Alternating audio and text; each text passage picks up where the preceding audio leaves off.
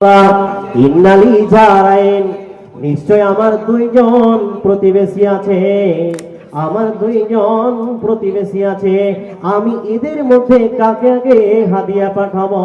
নবীজি বললেন ইলা আকরাবিহিমা মিনকে বাবান, যে তোমার দরজার বাড়ির পাশে, যার বাড়ির দরজায় তুমি বের হলে যাকে তুমি দেখতে পাও, সে তোমাকে দেখতে পায়, তার নিকট তুমি হাদিয়া পাঠাবে।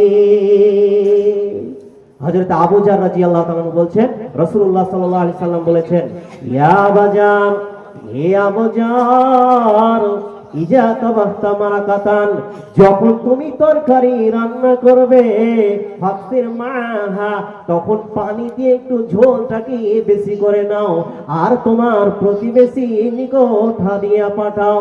গত বন্ধুরে, আপনারা মনে মনে প্রশ্ন করুন, আপনারা বিবেককে আপনারা ভাবুন যে আমরা 1 কেজি গোশত কিনে নিয়ে রান্না করে ঝোলটাকে বেশি করে কজন আমরা প্রতিবেশীকে পাঠাই?